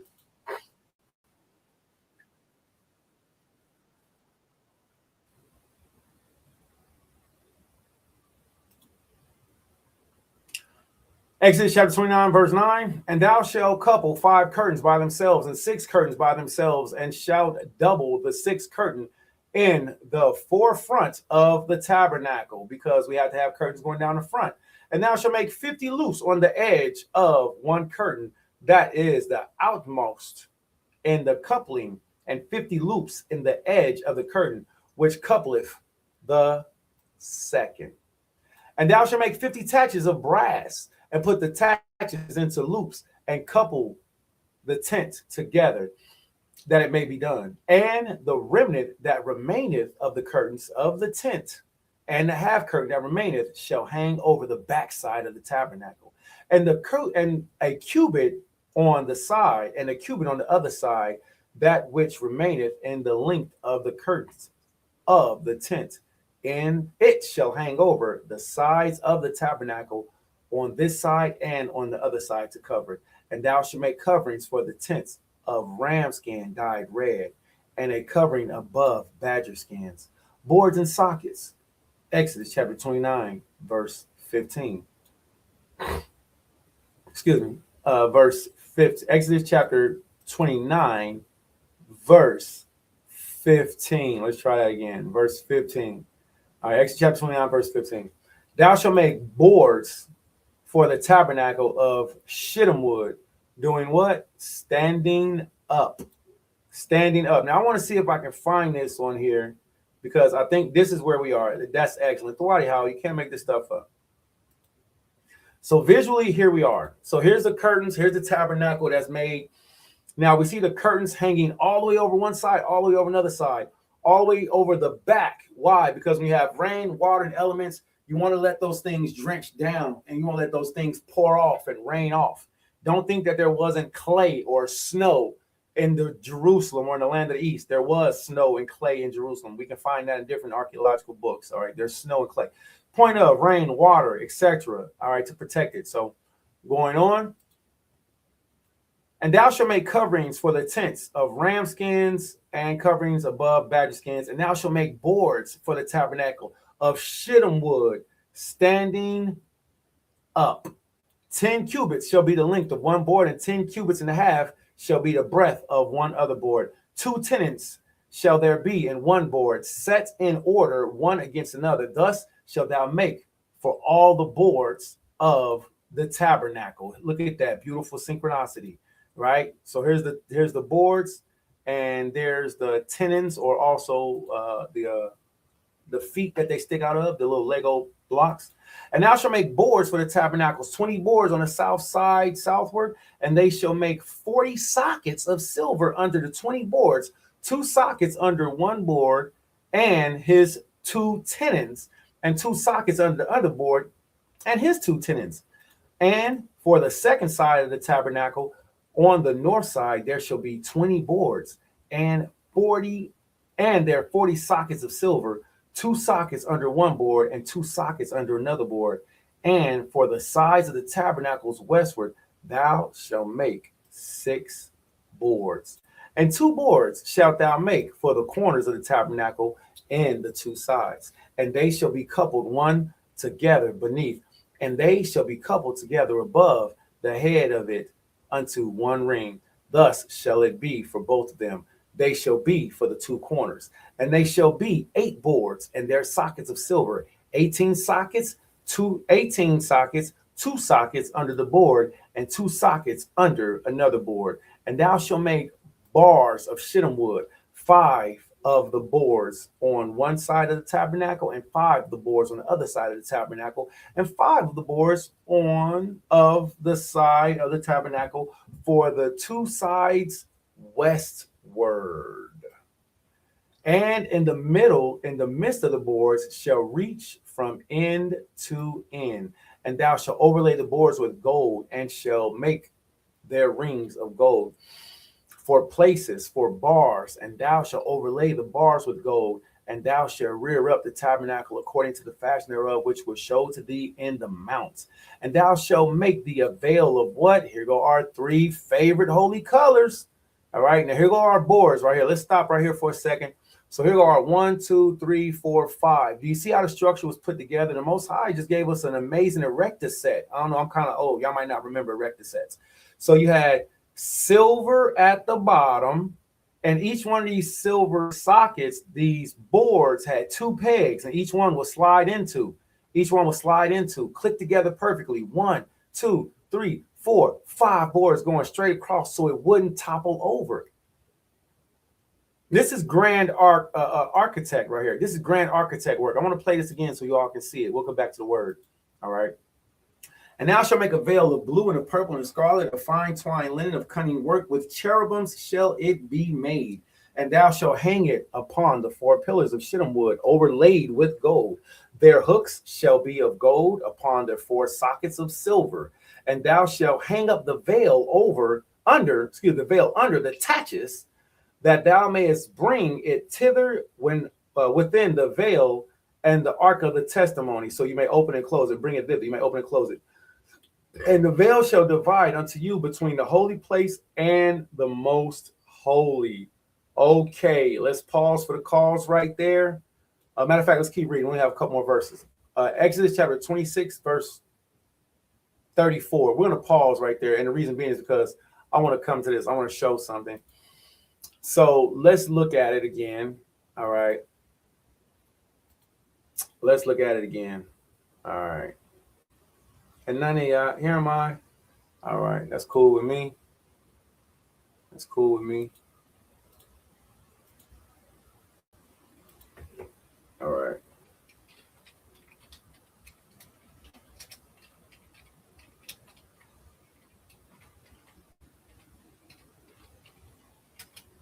Yeah, you still got it. All right. So we have, let's see if we can find another very good visual. I want to try to help to share. Now this one is pretty cool. It is CGI. You know what I'm saying? They might have did a little AI in it, but it's super helpful. So as we see the 2 tenons. Now this is one board with the tenons in it. Now I want to help you to understand. You see these 2 pegs? These 2 pegs slid into the next board. So it clicked together so it wouldn't fall this way or that way. But at the bottom of it, at the bottom of the peg, remember, there was 2 also pegs that stuck out. So it would click together, then click into the ground. Click, click, click, click, click together, and you click them into the ground, and they will all stand up, and you put bars across it. Come on, man, that's phenomenal. That's grand architecture right there. That's grand architecture right there. That's fire. All right. So let's get back to this real quick. I hope this visual aid does give a bit of a help. All right. Let's see. Exodus chapter 26, verse 35. And ye shall make thee a table without the veil, and the candlestick over against the table of the other side of the tabernacle towards the south. And thou shalt put the table on the north side. And thou shalt make a hanging for the door of the tent of blue and of purple and of scarlet and of fine twined linen, wrought with needlework.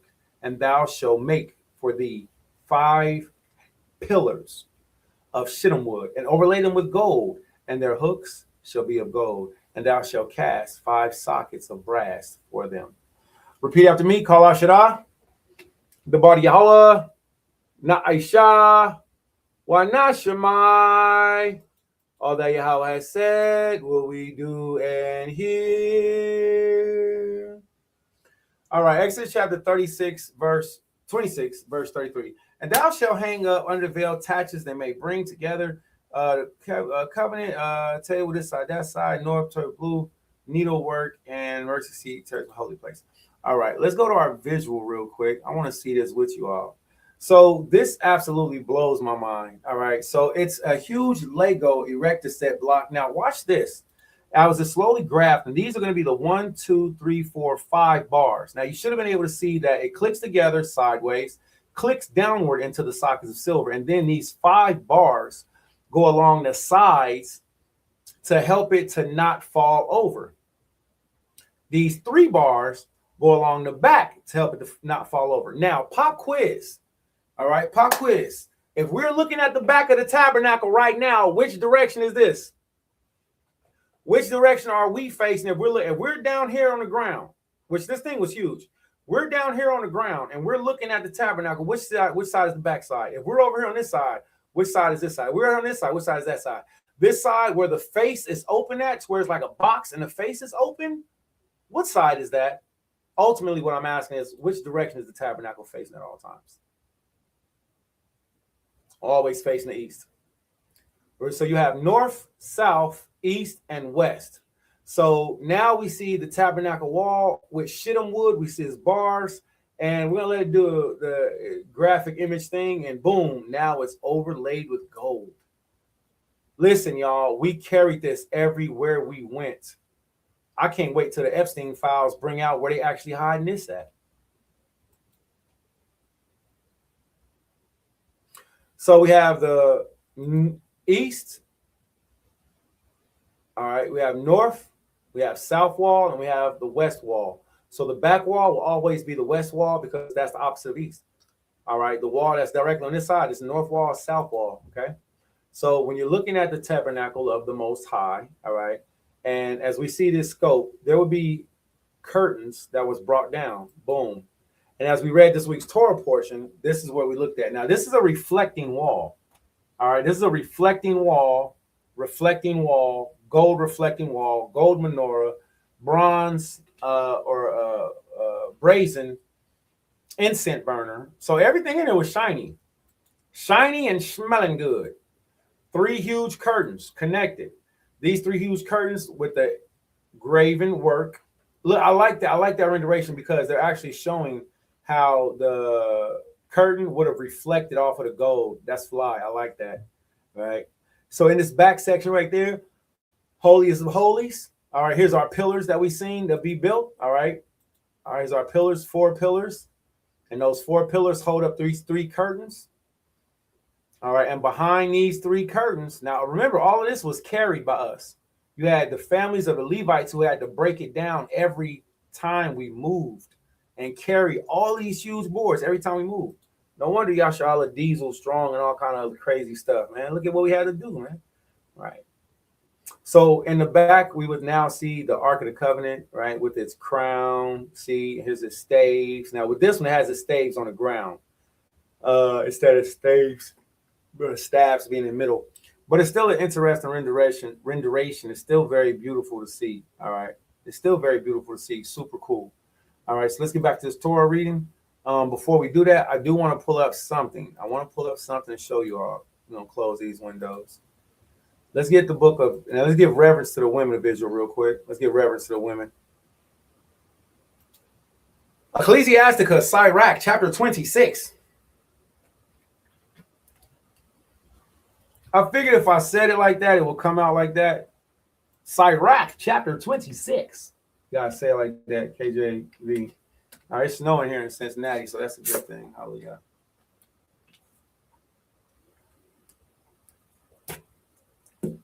I pray the weather is good where you are. It's snowing here, though. Ecclesiasticus, chapter 26, KJV. Let's read on. Now, this gives glory to the women of Yasharal and to the women of the world. All right. If you are a rib, if you're a concubine, you're a wife, you're a handmaid, you're a sister, you're an auntie, whatever you want to call yourself. You out there, taking care of things. This is what the Most High says. All right, let's read. Sirach chapter 26, verse 1. Blessed is the man that hath the virtuous wife, for the number of his days shall be doubled. But you bummy women be shortening our lives. A virtuous woman rejoiceth her husband, and he shall fulfill the years of his life in peace. But you bummy women be bringing us down with all kind of stress. A good wife is a good portion, which shall be given in the portion of them that fear Yahweh. Whether a man be rich or poor, if he have a good heart towards Yahweh, he shall rejoice at all times with a cheerful countenance. There be 3 things that my heart feareth, and for the 4th I was so afraid. The slander of a city, the gathering together of an unruly multitude, and the false accusation.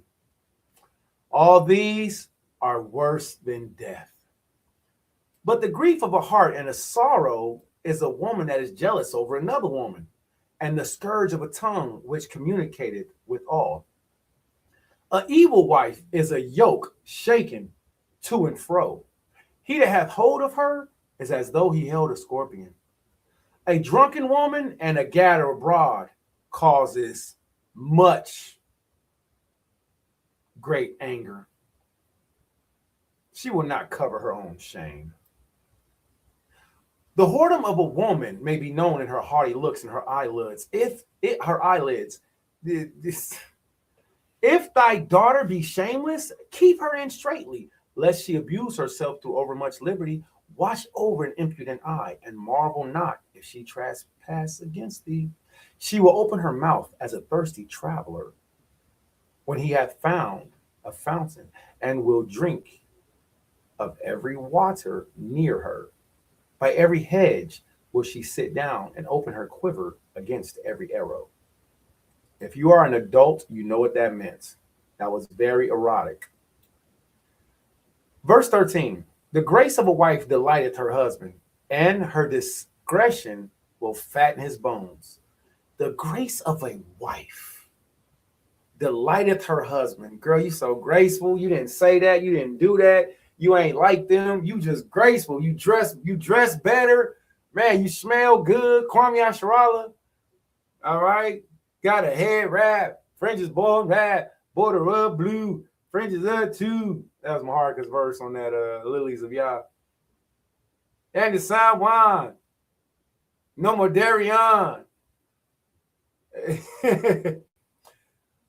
It said, the Most High says out of the mouth of the wise man, he says, the grace of a wife delighteth her husband, and her discretion will fatten his bones. A silent and loving woman is a gift from the Lord, and there is nothing so much as worth a mind well instructed. A shamefaced and faithful woman is a double grace, and her continent mind cannot be valued. As the sun when it ariseth in the high heaven, so is the beauty of a wife in the good ordering of her house. As the clear light is upon the holy candlestick, so is the beauty of the face in ripe age. As the golden pillars are upon sockets of silver, so are the fair feet with a consonant heart. Did you see that, everybody? You got 3 verses right here where the Most High equivocates a good woman to the gold and the silver and the beauty of the tabernacle of the Most High. I don't know where people get this chauvinist stuff from, whatever that word means. I don't know where people get this stuff being against the scriptures or being like the Bible is against, saying it's not. Not at all. It's not at all. He looks bad. I don't know what he got going on, but he looks like he ain't doing too good. They look like they ain't doing too good. They look hot. They look like they got all them garments on. I don't know how they would make it out there. They look hot in the wilderness. They look hot. I'm sorry for them. They look hot. Let's get back to this. All right. So let's share this. Here's our handy dandy page right here.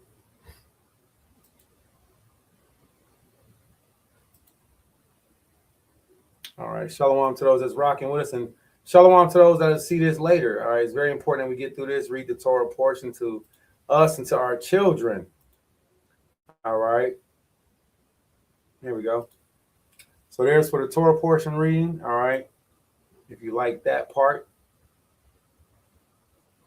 And let's get back to this. Go ahead and turn it off. Take it off. All right. So let's go to our other windows. Let's go to our other windows. All right. Uh-oh.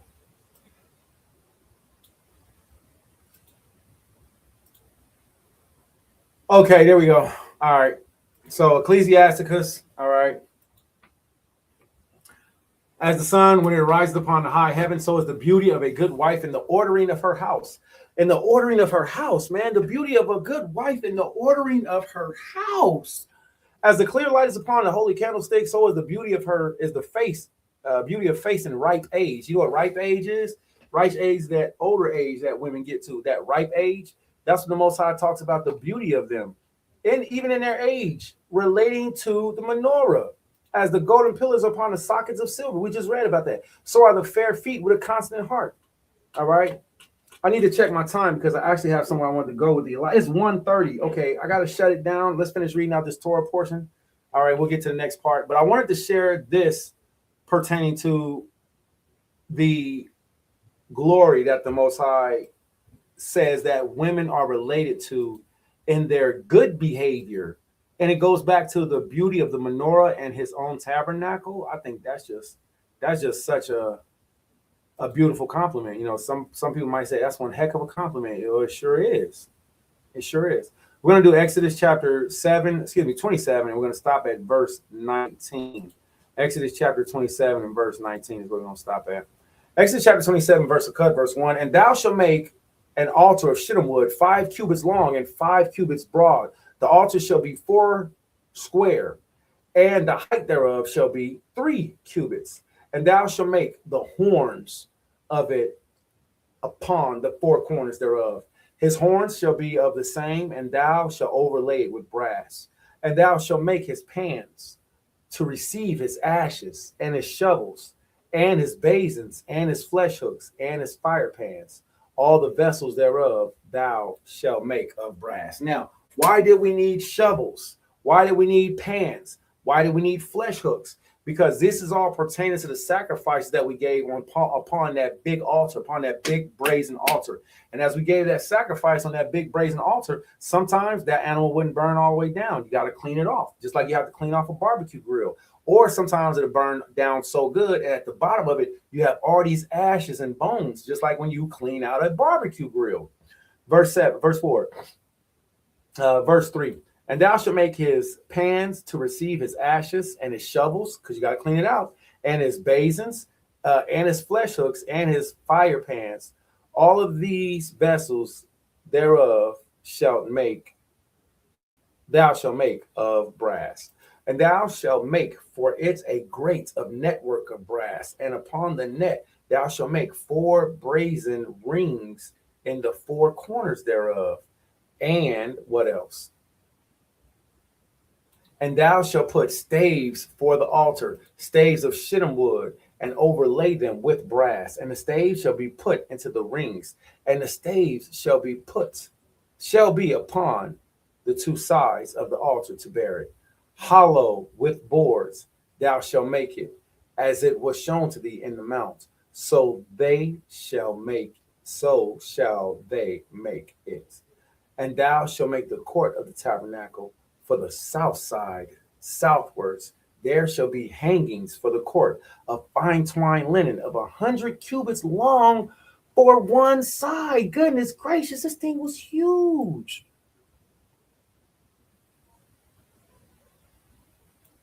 And 20 pillars thereof, and their 20 sockets shall be of brass. The hooks and the pillars, their fillets, shall be of silver. And likewise for the north side in length, there shall be hangings of 100 cubits long, and his 20 pillars, and their 20 sockets of brass, the hooks of the pillars, and their fillets of silver.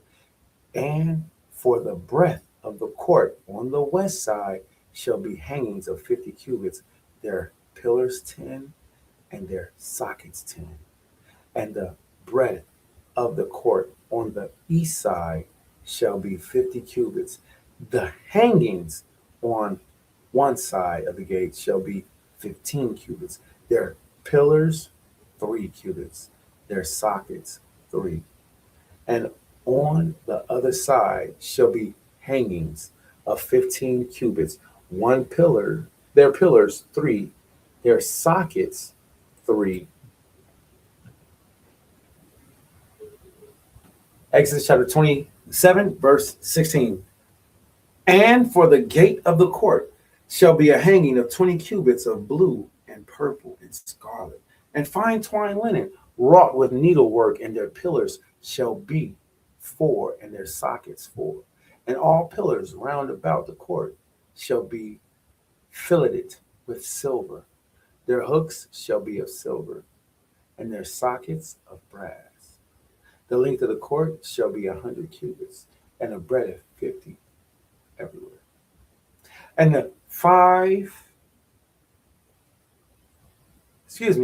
high 5 cubits of fine twined linen, and their sockets of brass.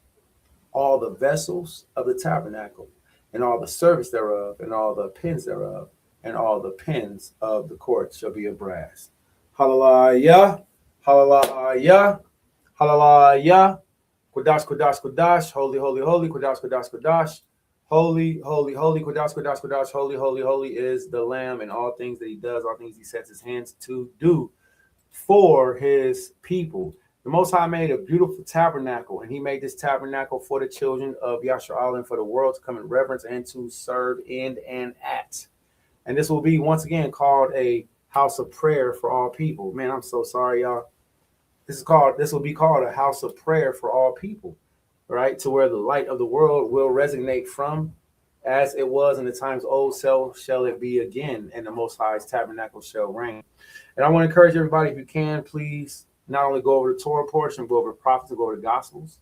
All right, I'm going to go and check on the Benathion and start over again. If anybody would like to join me, we'll be going back live. If you are of the house of Karatazaya, you are mandated to be on. If not for yourself and for my children, I encourage you to be on.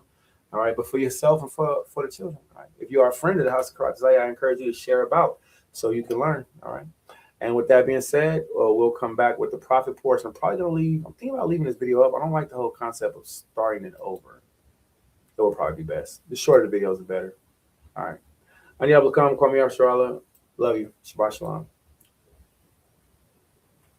Curete mucho. Curete.